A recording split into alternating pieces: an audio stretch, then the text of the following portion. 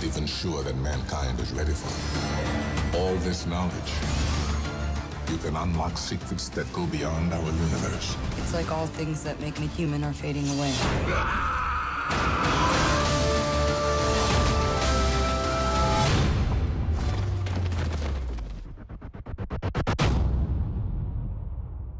In the first part, you saw how Lucy was being abused, but she endured it and used 20% of her mind. Now, let's start the next part. She goes into the operating room, shoots the patient, and then tells the doctors that they won't be able to save him because the tumor has already grown too far into his brain.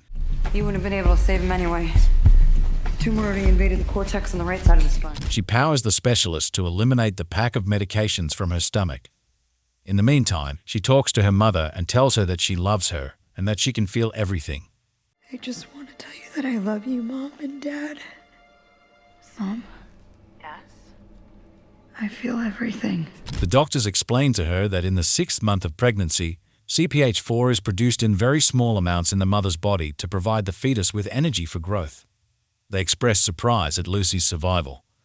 Lucy returns to Mr. Jang's office, where she attacks him and kills his bodyguards as she gains mental and physical strength.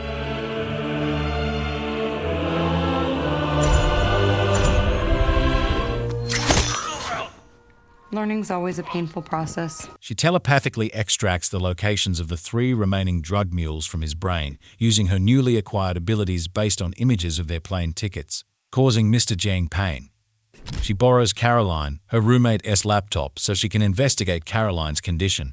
She learns from Professor Norman's research about her condition that she has reached 20% of her brain capacity and is now ruthless and without emotion. She manipulates his electronic devices to demonstrate it, making her appearance on a number of them in Professor's hotel room.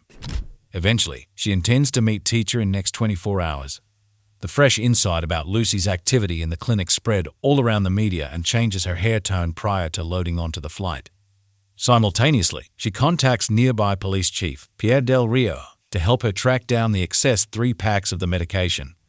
The police team successfully captures all of the drug mules using that information, and Pierre orders his men to secure them in Paris. Lucy continues her research on the flight to Paris while typing quickly on her laptop. The flight attendant eventually requests that Lucy turn off her laptop, but Lucy instead requests a champagne glass. Sadly, she begins to deteriorate as a result of the champagne's destabilizing effects on her cells. Lucy dashes to the bathroom right away, where her body begins to vanish.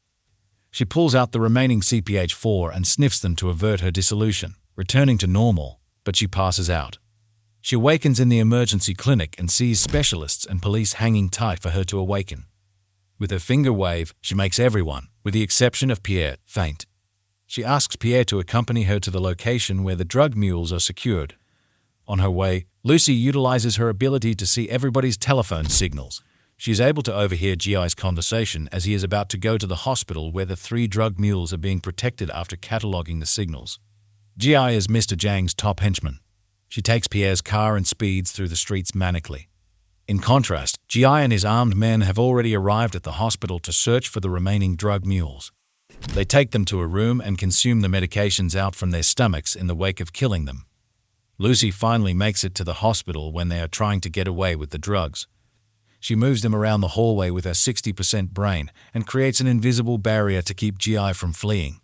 She ultimately recovers the medications from him and begins to leave the clinic, while advising Pierre to go with her. Mr. Jang sees Lucy in a vehicle, so he arranges his men to follow her vehicle.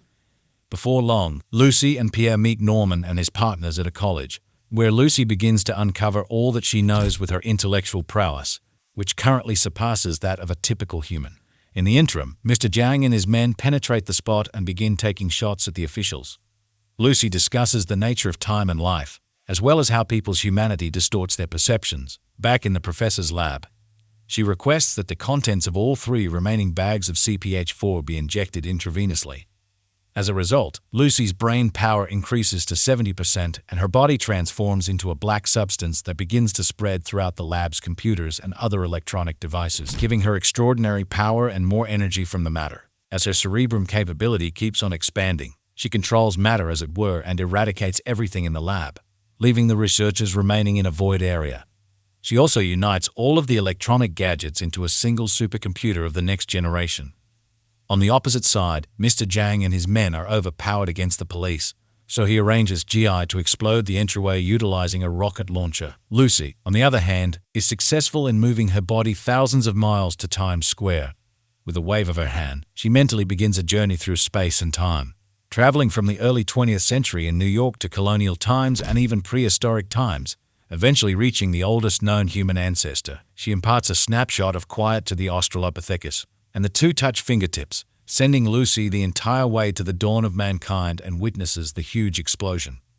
Nonetheless, Mr. Jang enters the lab and gradually focuses his weapon at Lucy's head. He fires, but Lucy has used up all of her brain power by that point, and she just disappears into space and time. While Mr. Jang fires his gun at nothing, she only leaves behind her clothes and the black supercomputer. Pierre then enters the lab and lethally shoots Mr. Jang. Professor Norman takes the black flash drive after the supercomputer breaks down and transforms into one, completing his research all along. In addition, Pierre inquires about Lucy's whereabouts with Professor Norman. But when Pierre picks up his phone, he discovers a text message stating that she is present everywhere. The film closes with Lucy's voice expressing that this is what life can do and how should be managed it. Life was given to us 1 billion years ago. Now you know what to do with it.